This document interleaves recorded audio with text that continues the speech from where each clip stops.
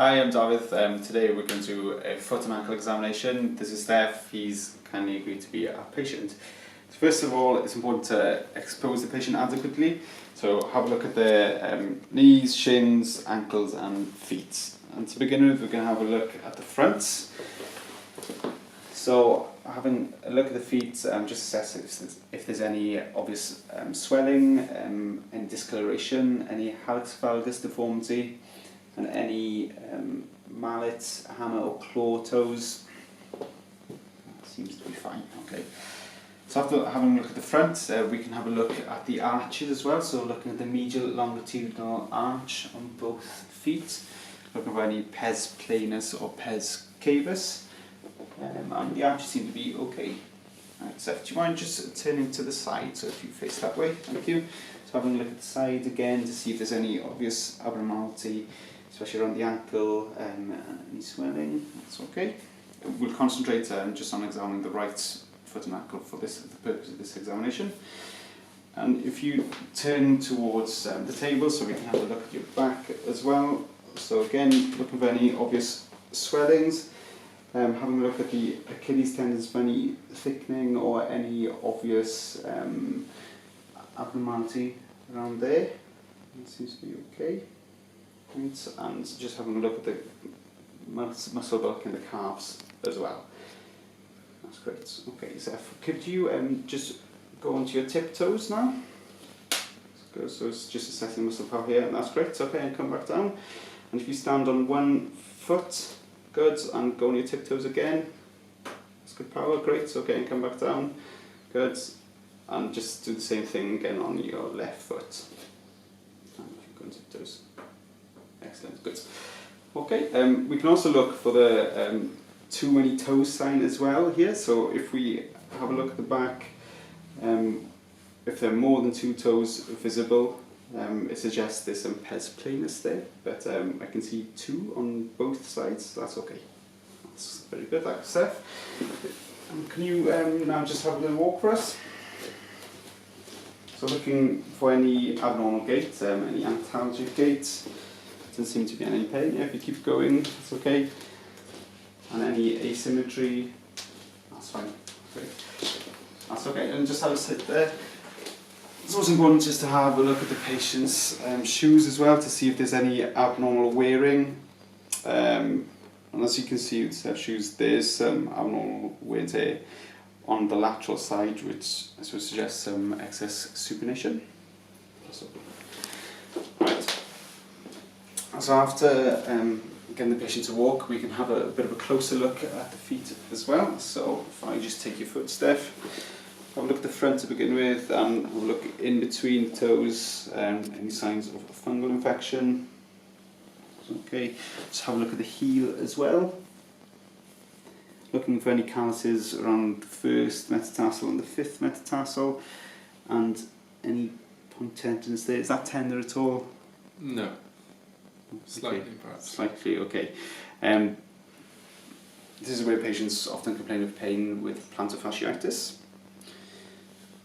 That's fine, okay. So after having a look here, we can go on to having a feel.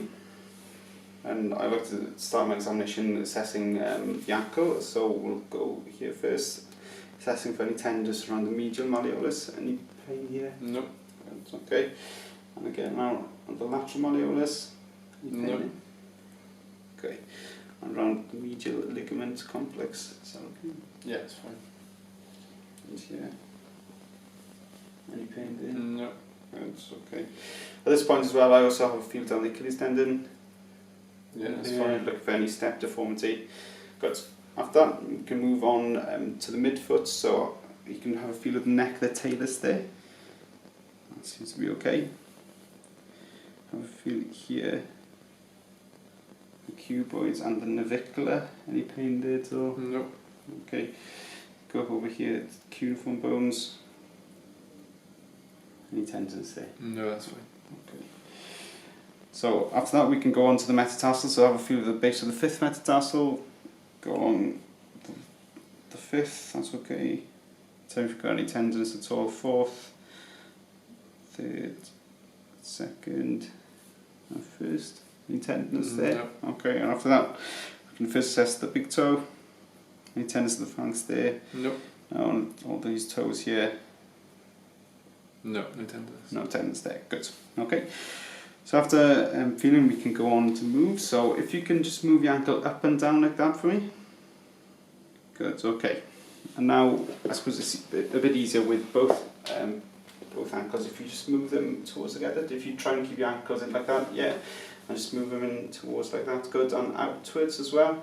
Good. Okay. So we've assessed plantar flexion, dorsiflexion, inversion and eversion there. And if you can just move your big toe up and down for me as well. Good, and scrunch your toes up as well. Good, okay, so there's good movements there. I'm just going to do exactly the same thing, but I'll take you through the movements now. Good, so assessing dorsiflexion, plantar flexion, inversion and eversion. You pain there as well? No. Good. And we'll just take the toes through all their movements as well. Any tenderness there? Okay. No. After active and passive movements, we also want to assess the power of the muscles as well. So I just want you to push my hand up towards the ceiling. I'm going to try and stop you. Good. Okay. And push my hand down towards the floor now. Excellent. Okay. That's great. And same thing with big toe, just up towards the ceiling for me. Good, stop pressing down and good down. Excellent. Okay. After that, we can assess for subtalar movement as well. So if we lock the ankle, I'll just rotate, and there should be about 5 degrees rotation both sides. Any pain there at all? No. Okay. Right, we can then go on to assessing the ligaments and if there's any instability around the ankle. So the anterior draw test again. We can grab the heel, put one hand on the shin, and just pull forwards. Good, there doesn't seem to be any instability there. We can do the talar tilt test as well to assess for any abnormality of the lateral ligaments. So I'm just going to move your foot quite sharply, okay? Tell me if you've got any pain at all. Any pain there? No, no pain. Okay, good. And we'll just compare with the other side. That's okay. Right, okay. We can also assess Simmons test to assess the integrity of the Achilles tendon. So if you don't mind just lying on the table as well, just on your front.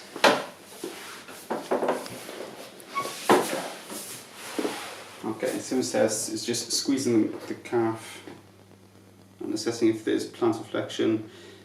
This plantar flexion means the Achilles tendon is intact. Thanks very much, Steph. Okay, you can have a seat here. I conclude my examination by examining the knee and doing a full neurovascular examination as well. That's it.